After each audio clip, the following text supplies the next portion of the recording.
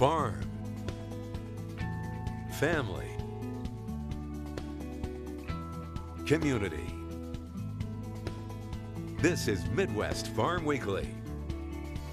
Good morning and welcome to Midwest Farm Weekly. I'm Melaine Wells coming to you from the WPS Farm Show in Oshkosh. Our entire show is going to be on location at this great event that brings thousands of people together as the official kickoff to spring season here in Wisconsin. Matt Cullen is joining me from WPS, longtime organizer of this event. Matt, what a great turnout for this show. Absolutely. It's been great to see everyone here on the EAA grounds in Oshkosh and going through all the different hangars, all of the outdoor spaces, getting a chance to see the latest technology, the products, the equipment, the innovations that have made their way to the agricultural industry. I think somebody could have come for all 3 days and not seen all of it because you really pack in a lot of diversity. You know, I struggle to get to everything over the course of the 3 days, and I'm here every day. So there really is a lot to see and do when you come down to the WPS Farm Show. We have approximately 400 exhibitors that are here from 19 different states, as well as companies from across the United States and Canada that are taking part in this year's show, displaying everything from robotic milking technology to precision planting equipment, the large farm machinery that's always present at the WPS Farm Show, but new innovations and old favorites as well. So it's a great opportunity for farmers and exhibitors to connect with one another. And a good chance for your team to connect with farmers. We know how busy things can get. Why is it important for WPS to be updating farmers on certainly their usage around their farm, things that they might not have thought of to improve not only their efficiency but their bottom line? You know, two things that are a key focus for us at WPS are to help our customers use energy safely and as well as efficiently as well. And this show is a great opportunity for us to do that specifically with our farm customers. We know how difficult it can be to schedule time away from the farm, to schedule time away from normal operations. So while they're here at the WPS Farm Show, checking out items that they may want to add to their farm, it's a great chance for them to talk with us and our agricultural services department, talk about ways that they're using energy on their farms. If they're planning any sort of upgrades or renovations, let us help them schedule that time with them to talk about those things so we can see what opportunities there are for them to use energy more efficiently. And if they are planning those upgrades, see if there's a chance to upgrade their electrical system if it hasn't been done in a number of years. Well, you have been a wonderful host for Midwest Farm Weekly. You've given us a great tour and certainly fed us plenty while we've been here at the WPS Farm Show. I want to turn now to Sean Tim, who is here from Vantage North Central. Sean, introduce us to your business. Hello, I'm Sean from Vantage North Central. I'd like to pass along a big thank you to WPS for putting on this show. They do a great job every year. Talk to me a bit about what your business offers for farmers. So we offer precision ag products. We do GPS guidance, planter control, section control, fertilizer, control for rate. Obviously, with the cost of fertilizer now, it's more and more important to be precise with your application. So it is overall just a good time to be able to interact with them, to think about new projects, talk about the future. Obviously, with equipment being not always readily available, sometimes planning is important to make sure that things are ready for the springtime for them to go. When we're looking at margins of farming, we know that they can be tight, and sometimes the difference of 1% accuracy over a lot of acres can make a big difference, and that's where your team comes in. Absolutely. Those dollars add up really quick. 5%, on a small farm is a small number, exactly like what you said. So yes, while our products, aren't necessarily cheap, they do pay back, and there's, other intrinsic value that come along with operator, ease of operation of the equipment. And I think it's important to note farms of all sizes can benefit from these tools. Absolutely. I mean, we have options for many different manufacturers of equipment, in all ranges from a beginner setup to a very advanced, setup for planter, fertilizer, seed. It's really endless. Well, we appreciate you chatting with us today. We'll let you get back to what I'm sure is a busy booth here at the WPS Farm Show. We're going to get it on our calendar for next year because we are having so much fun. Matt, we look forward to making that announcement when those dates are ready as well for our viewers. Thanks again for your hospitality. Absolutely. Thank you for being here. All right, more Midwest Farm from the WPS Farm Show is coming up right after this break.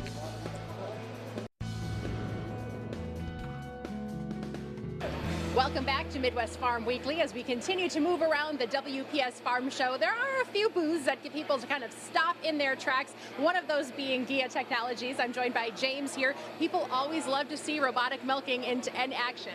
Yeah, robotics is an exciting new phase of dairy farming today, and one of the benefits of robotics and electronics in general is really enhancing productivity on dairies, both from the labor efficiency standpoint and really the improvements that we see in cow health and management and milk quality. Speaking of improvements, robotics have made quite a few of them since their introduction, actually a few generations ago now. Let's talk about some of the things you pride yourself in when it comes to this system. Sure.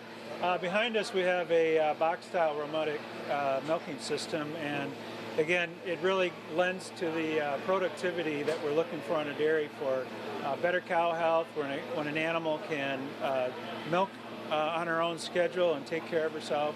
And really a dairyman can see a lot of productivity and milk quality improvements by using a machine like this. And you try to take out some of the intimidation factor for your farmers. They are able to pretty easily work on these units and get back up to milking if something does go wrong. Right, so one of the critical factors of using this type of technology is keeping it up and running. So we use a service module that a dairyman can pull out of the back of this machine and put a new one in to keep the machine up and running. It really improves, again, the amount of animals and productivity that a dairyman can achieve on a farm.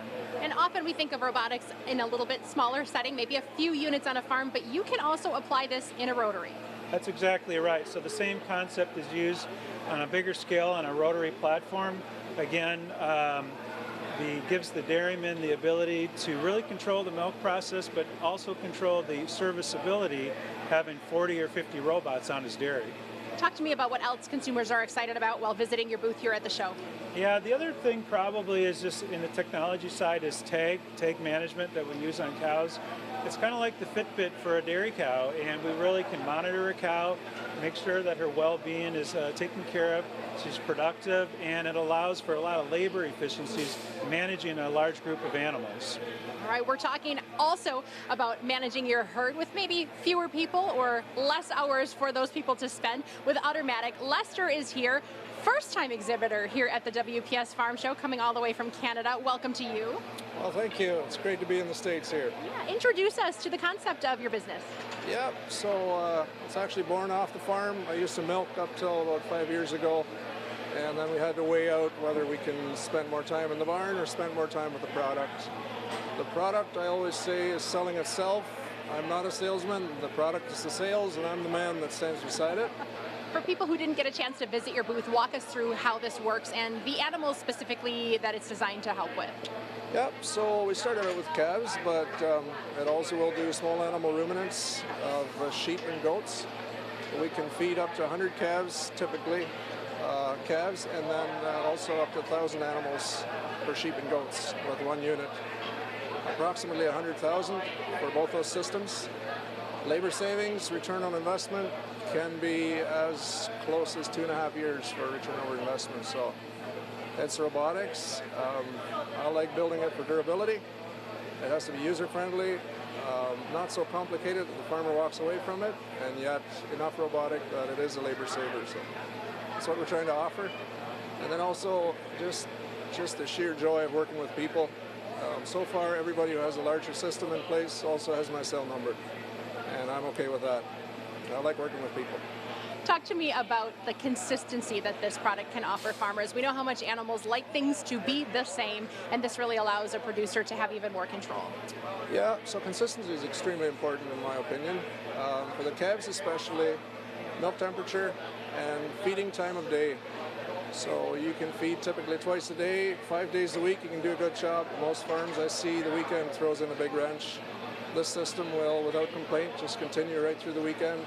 Calves are fed very close to the same time of day, every day, same temperature.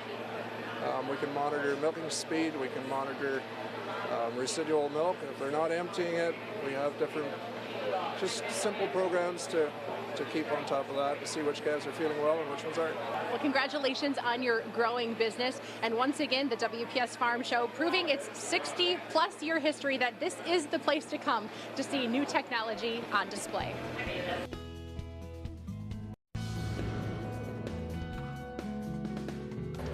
Well, Jeremy Hansen here from Fox Valley Technical College for Life on the Farm.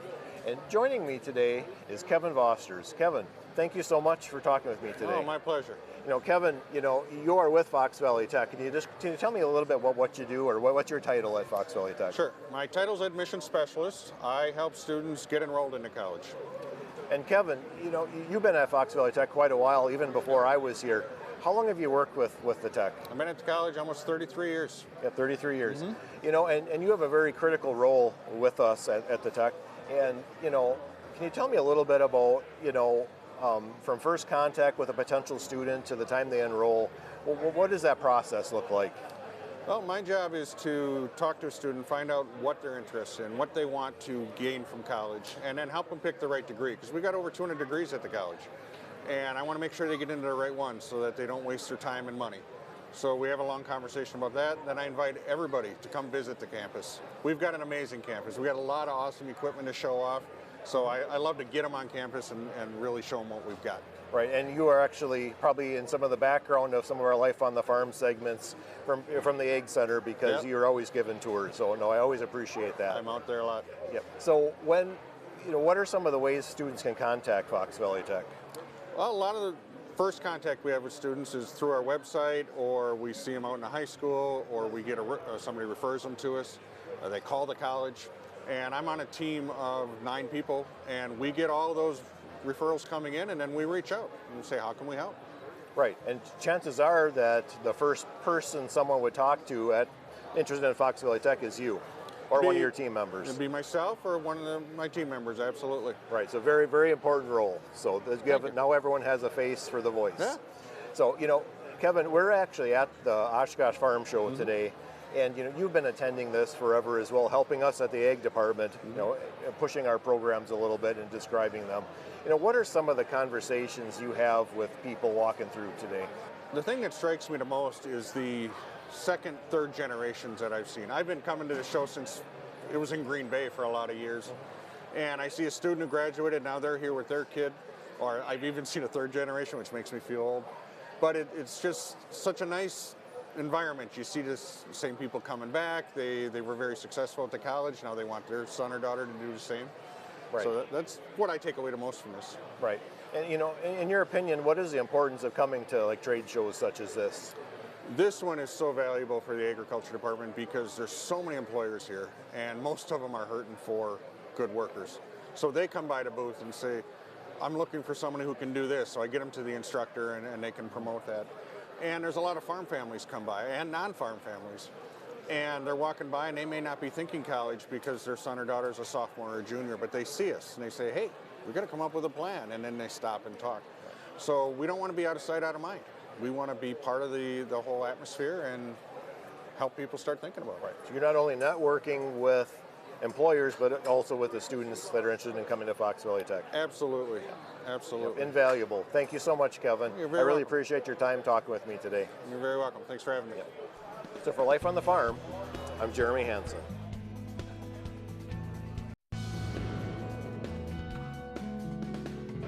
Walking around at the WPS Farm Show, there's a few moments where I go, how did they get that in this building? And here at the Swiderski Equipment Building, that was one of those moments. Melissa, there's a very, very large combine on display here. There is. It takes quite a few people to make it happen without wrecking anything that's already here, but we make it happen. Why is it important to show off, certainly your full line of equipment, but some of those really impressive pieces? Absolutely. The whole goal of us being here is to show the latest and greatest. So we pick the pieces based on technology upgrades, technology available. The Combine's just one of those that's here. We're super happy and proud to have one of, I think it's only 3 in the United States right now, a methane tractor from New Holland. So we're able to show customers what up and coming technology is and what's also available already. Talk to me more about that tractor. I've seen a lot of people stopping to look and ask questions. How is it powered by methane? What do I need to be able to use this in my operation? Sure. So it really is just an alternative to the traditional, battery operated unit, same power. But as agriculture focuses more on sustainability, this becomes an option for clean energy, runs on natural gas as well. So in our area, large dairies might have an opportunity if they have digesters to actually bring this into their operation and incorporate it into their their normal business plan. We had a chance not too long ago on Midwest Farm to chat with you about some driverless solutions that are also being premiered. Refresh our memory about the need for this and why consumers are excited. Absolutely. The whole basis for technology is labor shortage, right? So as operations grow and the ability to hire becomes more of a challenge, automation and technology really becomes the solution for them. So we take a lot of pride in being a leader in solutions for our customers and being a leader in technology. So we have great partners, New Holland and other companies that help us provide those options and opportunities to customers here. And comfort is really something that farmers, they don't put enough emphasis on. You know we work long hours, we're in not the best situations always, but your tractors have evolved to the point that you're comfortable. You're no longer having to do a lot of twisting and turning. You have a dashboard that really puts everything they need right at their fingertips. Absolutely. Driver fatigue is a huge problem and honestly can really hinder production. So if we can make it more comfortable, make them more productive and more efficient, that's our goal. So we want to make it as comfortable, but at the same time as efficient as we can too. It needs to be, it needs to have purpose, not just, for fun and good looks, right? Yes, and if your kids love video games, they can drive a tractor. That's good news for their career path. And they can probably also fly a drone. Tony Orlando joining me from Eagle Eye Drones. Tony, first time at the WPS show and really an emerging brand in the U.S. That's correct. I'm a dealer for Bro UAV. I'm one of 2 dealers in the U.S. that I know of, so I'm excited to be here. Talk to me about the usage of these drones. How can people integrate them into their operation? Well, I think it's just another tool for the farmers and custom applicators to have, and especially the advantages that you can go on wet fields. You can get things done when you can't get out there with a tractor. There's a lot of advantages to drone spraying.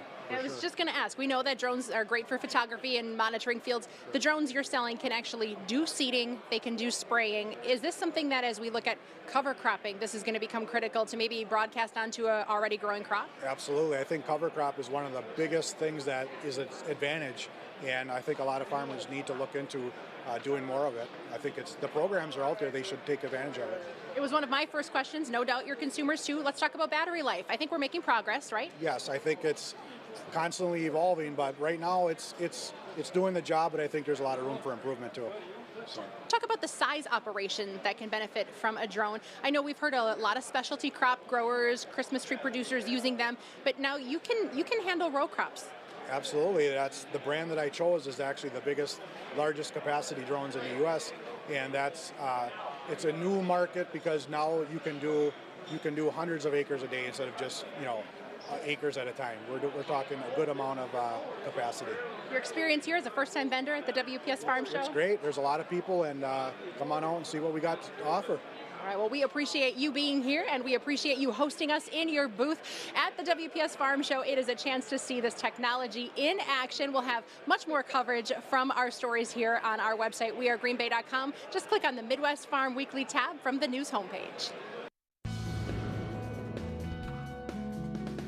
Thank you very much, Melaine. Let's get to the extended forecast now. Looking back at March, it came in like a lamb and out like a lion. We ended up having below average temperatures, above average liquid precipitation, that's rain and melted snow, and the total snowfall for the last month was 25.5 inches in Green Bay, 17 inches over normal.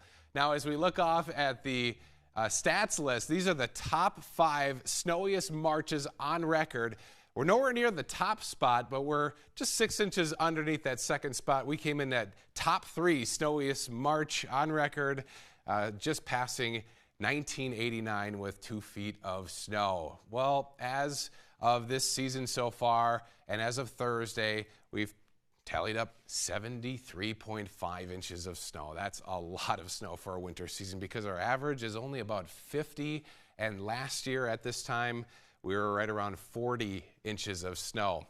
What's the outlook moving forward now as we enter April? Well, looks like above normal precipitation will continue as we continue through April. We hope that our temperatures will continue to go up, so we'll have less snow events and more rainy events. April showers bring May flowers. As a matter of fact, that's what they say.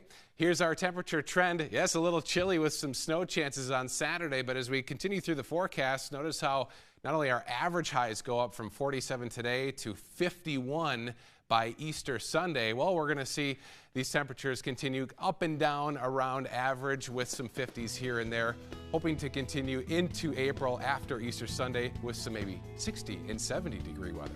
Thanks for joining us this morning. We'll see you next weekend on Midwest Farm Week.